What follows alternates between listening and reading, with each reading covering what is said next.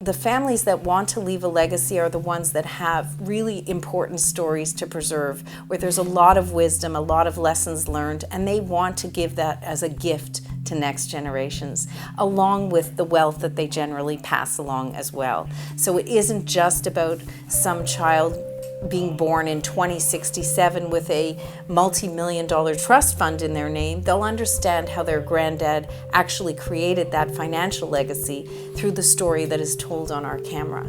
Hi, my name is Robert Milburn, BARRON'S Penta. The new trend, popular among wealthy families, is to film a family documentary chronicling the family's humble beginnings for the benefit of heirs.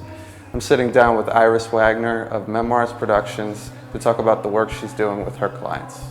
The process can be anywhere from a few months to a couple of years. It depends on the family's needs and wishes. Typically, we work with an individual to do some pre-production work in life review, where we look through all the decades of their life to see their triumphs, their challenges, their highlights, and just basic biographical type information. Then we spend some time with our ethical will process, where we look at their values, their beliefs, their lessons learned, the things that are important they want to communicate to next generations. Then we bring in a crew where we capture all these stories and wisdom and values and beliefs on camera.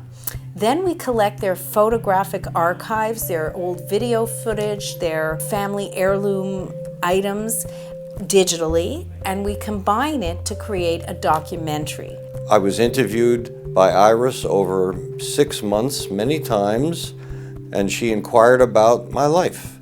And she got me to talk about things that I'd either forgotten about or put way in the back of my mind. And as she went through this process, I felt very proud. I was able to recount many situations that had been forgotten for many years. As I did that, I started to feel much more proud of my life and the adversity that I've overcome.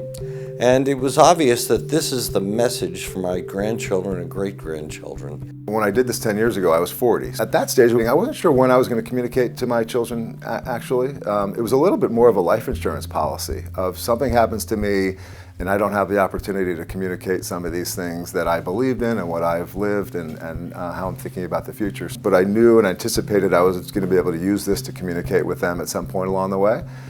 At that stage in my life, it was actually more powerful to communicate with my parents. My mother passed away earlier this year, which is a brutal event.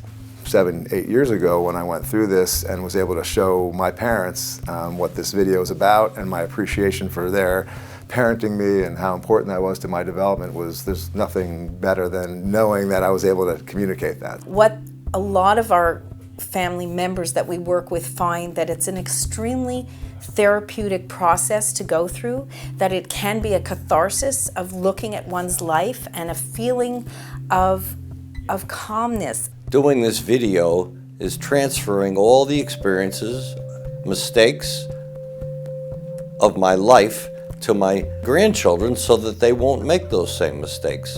So any leader in any family who wants to pass knowledge on can do it through this video. I found this to be an amazing portrait of my life. And because it was done in the professional way it was done, I was coached to get right to the point and speak to the issues that would be educational and passed on from generation to generation.